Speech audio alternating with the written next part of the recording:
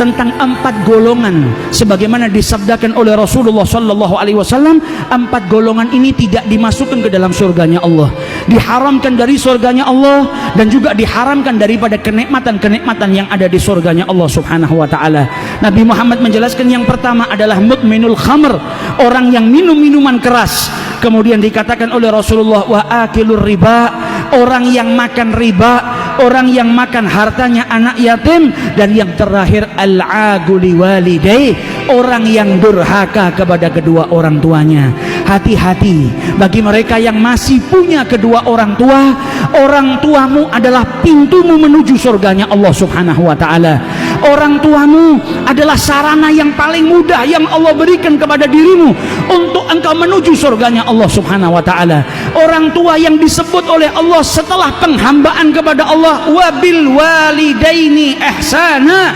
Oleh karena itu Imam Hasan al-Basri ketika ibunya meninggal, beliau menangis luar biasa ketika ditanya, engkau ini imam, engkau ini ulama besar, ditinggal mati oleh ibumu, menangis seperti ini, seperti orang yang tidak berpendidikan. Kata beliau, aku menangis bukan karena gaddarallah, aku menangis bukan karena wafatnya ibuku, karena aku menangis karena ada satu pintu surga yang tadinya terbuka untukku hari ini ditutup oleh Allah subhanahu wa ta'ala. Orang tuaku adalah sarana yang paling mudah untuk menuju ke pintu surganya Allah subhanahu wa ta'ala, dan dengan wafatnya orang tuaku maka tertutup pintu tersebut. Maka bagi kita yang masih memiliki kedua orang tua, hati-hati, jangan sampai kita mengangkat suara kita melebihi daripada suara orang tua kita. Jangan sampai kita mengangkat suara kita tidak sopan kepada orang tua kita, dan itu pun dilarang oleh Allah subhanahu wa ta'ala dalam Al-Quran. Mari kita tiru orang-orang yang mengagungkan orang tuanya, orang-orang yang memuliakan kedua orang tuanya. Bahkan sahabat-sahabat Nabi Muhammad di dalam sholat ketika dipanggil ibunya, dia mengeraskan bacaan supaya ibunya tahu kalau dia sedang sholat. Selesai sholat dia keluarkan beberapa ekor kambing, dia sedekahkan di jalan Allah agar diampuni oleh Allah, karena tadi meneriakkan suaranya supaya ibunya tahu kalau dia sedang sholat. Bukan berteriak kurang ajar, tapi jaga yang luar biasa. Sayyidina Hasan bin Ali bin Abi Thalib tidak mau makan dengan ibunya Fatimah, sehingga Sayyidah Fatimah bertanya, malaka ya Hasan, kenapa engkau wahai Hasan tidak mau makan dengan ibumu?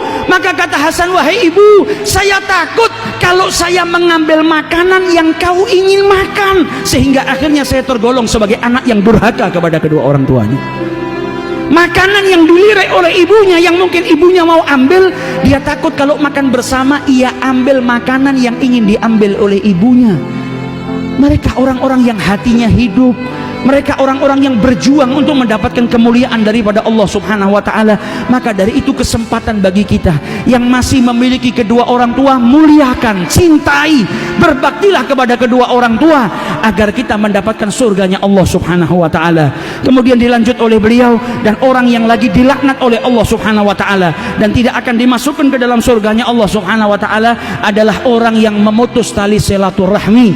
Berapa banyak akhir-akhir ini kita lihat gara-gara perbedaan pendapat seseorang memutus tali persaudaraannya, seseorang memutus tali silaturahminya hanya karena permasalahan-permasalahan duniawiyah. Ketahuilah, orang-orang yang memutus tali silaturahmi, memutus persaudaraan, mereka dilaknat oleh Allah subhanahu wa ta'ala, wa iyadzubillah.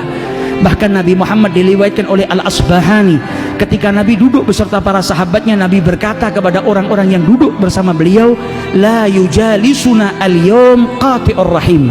Tidak boleh hari ini ada yang duduk beserta kita orang yang memutus tali silaturahmi. Maka berdiri salah seorang pemuda, dia kembali menjumpai bibinya karena punya masalah dengan bibinya. Dia minta maaf dengan bibinya, ia sambung tali silaturahminya, baru kembali ke majelisnya Rasulullah sallallahu alaihi wasallam.